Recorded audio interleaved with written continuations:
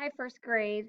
One of my goals this year for reading is that you learn to love to read. I hope that all of you already love to read, but I want you to grow in your reading and just truly enjoy reading. It's something I love to do, it's something I'm very passionate about. And so today I'm going to teach you some clues on how to pick a good fit book. Before we do that, I want you to think with me. Let's pretend that I am going out and I'm going to wear a dress. Maybe I'll be coming to work and I want to wear a dress, but I need to find a good fit pair of shoes to wear with my dress. So I have some shoes here in the bag and I want you to tell me if you think these that I hold up are a good fit, a really good shoe to wear with my dress to work. All right, so I want you to look at this shoe here. Oh, I got a shoe. What do you think about this shoe? Do you think this would be a good shoe for me to wear to work? Probably not, right? This shoe is way too big for my foot. It would not be a good fit shoe for me. I'm not going to wear that to work. That's for sure. Okay, let's try this one. This shoe definitely looks like it might fit me. What do you think? A good fit shoe? It looks like it'll fit, but probably not quite fancy enough for work. I bet you this would be a good fit shoe if I were going for a run, but not if I'm wearing a dress. So even though it looks like it might fit me, it doesn't meet the purpose. I need something for work, not a good fit shoe. Maybe something like in the tan color or white color would be good for me.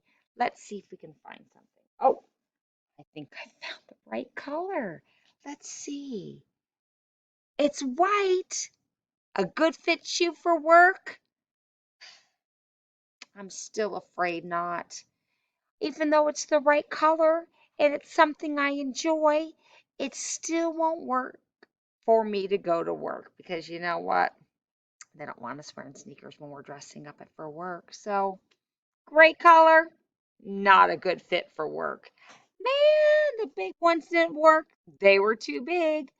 The red ones didn't work. They fit, but they didn't fit the purpose.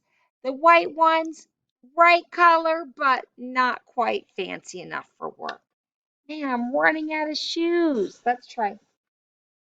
Well, what do you think of this pair? It looks like it'll fit me, and it's kind of a good color for work. Fancy enough? I'd say, I'd say that this is a good fit for a pair of shoes for me to wear to work. Actually, I did wear them to work already. Awesome. Well, we're going to kind of use this example to help us find a good fit book for you. I'm going to give you a little, it's called an acronym. It's just a big word that you pick the first letters of a saying that helps you find, that'll help you remember. So we're trying to find a good fit book. So here's a saying called I pick. I want to pick a good fit book. Hmm. Well, we could use the letter I for I choose a book. I need to first go choose a book. Now, where are you going to choose a book from? There are lots of options. You can choose your books. If you are online learners, you can go to the library. I was at the library today and they are open. Some of them have restricted hours, but they are open. One thing I appreciate about the library is they quarantine their books. So if someone checks out the book and returns it to the library, they do not put it on the shelf right away. They make their books sit in a quarantine room for 72 hours to make sure there's no germs on it before they put it back on a shelf for someone else to pick up. So a library is a good choice. Your home library. Many of you may have a library in your bedroom or in mom and dad's office, right? That you can go choose books from there. That's a great place to go. A third option, which is something I worked for you all for all my online students, is the website, or actually it's kind of like an app called Epic, EPIC, and it is filled with children's books, picture books, little harder books, chapter books, filled with books.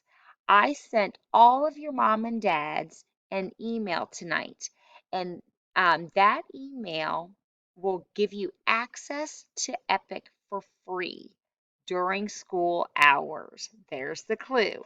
It normally costs money to sign up for Epic, but we got it free.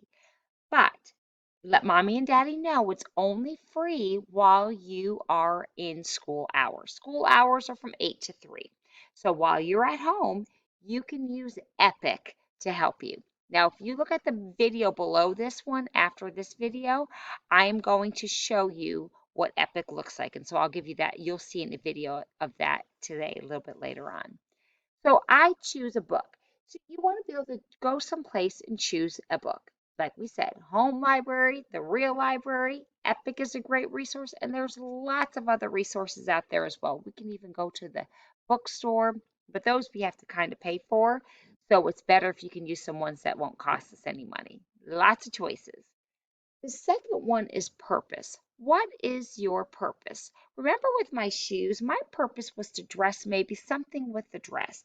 And we said this shoe fit, but it did not fit the purpose of what I was using it for. So it wasn't a good fit for me. So let's say that I need a book that teaches me something. And I need a book that is that is nonfiction, that it's not fake. It's a real book.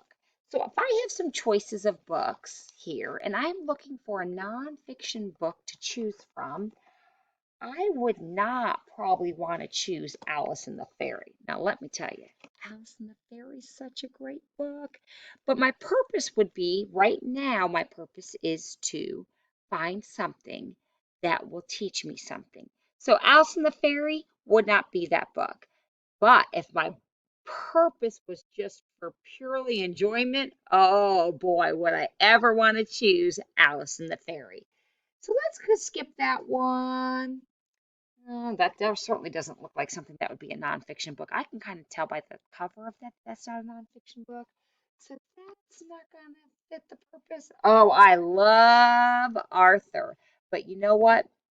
Arthur books are definitely not nonfiction. And my purpose right now is to find a book that's going to teach me something. Let's try From Milk to Grass. That looks like a nonfiction book, doesn't it? That looks like a book that's real, that teaches me something. Let me take a peek at that book and see if this would be a good fit book for my purpose of learning something. From grass to milk. Wow. Milk helps me grow. Where does it come from?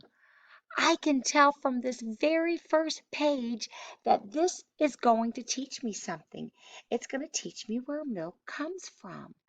That might be a perfect book for the purpose that I want to read something to teach me something. So that would be a book that I might choose to read. So sometimes our purpose is just for enjoyment. If I want to read a book and I just want to enjoy something, I could pick probably any book. I love Eric Carle. He is such a great author. And I know if I pick an Eric Carle book, I know I'm going to enjoy it. So that might be a book that I choose. Just think about your purpose in reading and then pick a book that you feel would match the reason that you want to read. To learn something for purely enjoyment, maybe to talk you into doing something. There's lots of purposes. So that first one is I choose a book. Think about all the places we can choose a book.